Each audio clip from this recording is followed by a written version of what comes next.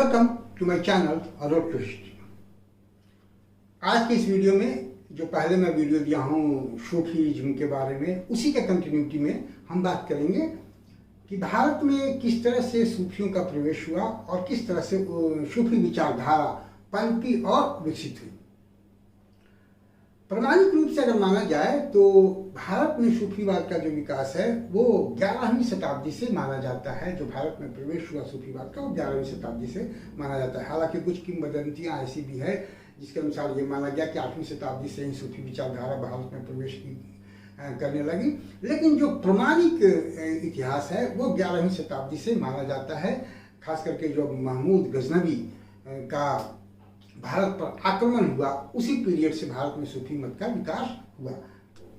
शेख उस्मान बिन अल हुजबुरी पहला नाम है, प्रमाणिक नाम है सूफी संत का जो महमूद गजनवी के आक्रमण के समय भारत आए, जिनको दाता गंज बख्श भी कहा जाता है। और इन्होंने सूफी विचार को यहाँ प्रचारित करने और प्रसारित करने की शुरुआत की और इन्होंने एक पुस्तक भी लिखी जो सूफी विचारों से संबंधित थी। उनकी जो रचना है उसको कहा जाता है कश्फुल महजूब।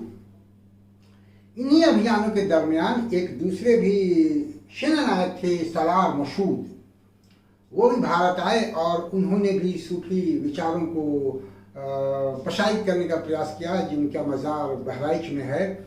बाद में हालांकि वो सेनानायक थे, लेकिन बाद में उनको भी सूफी संत के रूप में मान्यता प्राप्त हुई और सूफी संत के रूप में वो भी मशहूर हुए। तो ये दो प्रारंभिक सूफी संत हैं जो भारत में आए और भारत में अपने विचारों को प्रसारित किया।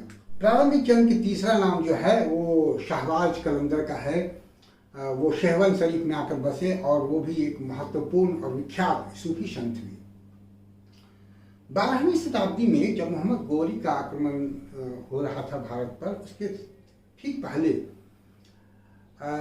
अजमेर शरीफ में शेख मोइनुद्दीन चिश्ती आकर बसे और उन्हीं के आगमन के बाद भारत में एक सूफी संत को या सूफी विचारधारा को अस्थायित्व प्राप्त होना शुरू हुआ और विभिन्न खानकाहों या सिलसिलों की शुरुआत चिश्ती संप्रदाय के द्वारा भारत में की जाती है। इसी समय से जो अलग अलग सिलसिलों की शुरुआत हुई जिसमें महत्वपूर्ण था चिश्ती, नक्शबंदी, कादरी, सतारी, सुहरावर्दी, ये महत्वपूर्ण चिश्ती संप्रदाय थे जो भारत में लोकप्रिय हुए। कलंदरी संप्रदाय जो है वो भी बहुत ही लोकप्रिय हुआ। आईन अकबरी के जो लेखक हैं अबुल फजल, वो आईन अकबरी में इस तरह के 14 सिलसिलों की बात करते हैं जिनकी स्थापना भारत में हुई थी। लेकिन उन 14 सिलसिलों में यही जो 4-5 संप्रदाय हैं वो ज़्यादा मशहूर हुए। बिहार में एक अलग संप्रदाय मशहूर हुआ जिसको फिरदौसी संप्रदाय भी कहा जाता है।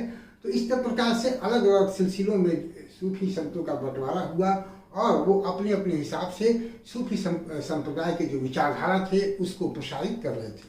अगर हम उसको भी बात कर देखें तो सल्तनत काल में चिश्ती और सुहरावर्दी संप्रदाय ज़्यादा महत्वपूर्ण था, ज़्यादा लोकप्रिय था। उसी तरह से 15वीं शताब्दी में कादरी जो संप्रदाय है वो ज़्यादा मशहूर हुआ। कादरी के साथ साथ सताई संप्रदाय भी 15वीं शताब्दी में लोगों के बीच बहुत लोकप्रिय था।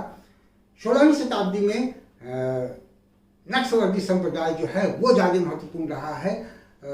मुगल पीरियड तक जो सूफी संप्रदाय थे वो बहुत ही लोकप्रिय हुए, लेकिन बाद में जब मुगलों का पतन होने लगा तो सूफी संत या सूफी संप्रदाय की जो विचारधारा है वो भी धीरे धीरे एक ठहराव की तरफ जाने लगी, उसका भी धीरे धीरे पतन होने लगा।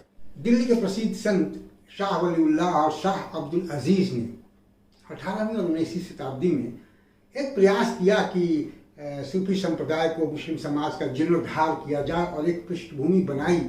बाद में जो है वो जो वहाबी मूवमेंट के प्रणेता थे सैयद अहमद बरेलवी, उन्होंने भी प्रयास किया। लेकिन जो सूफी संप्रदाय जो पहले बहुत प्रभावशाली था वो प्रभाव फिर से वो देखने को भारत में नहीं मिला। तो इस प्रकार से भारत में सूफी संप्रदाय का आगमन होता है और उसके विचारों का पतन भी होता है धीरे धीरे। लेकिन अभी भी सूफी संप्रदाय या उसकी सोच समाज में कहीं न कहीं वर्तमान है। तो आज के इस वीडियो में इतना ही। उम्मीद है कि आपको ये वीडियो पसंद आएगा। पसंद आए तो आप इसको देखें, अपने दोस्तों को सजेस्ट करें और मेरे चैनल को सब्सक्राइब करें। मेरे अन्य जो वीडियो हैं उनका लिंक भी डिस्क्रिप्शन में दिया हुआ है, आप वहाँ से उसको देख सकते हैं। Thank you for watching me. See you again with new points, new topics related to the Sufism.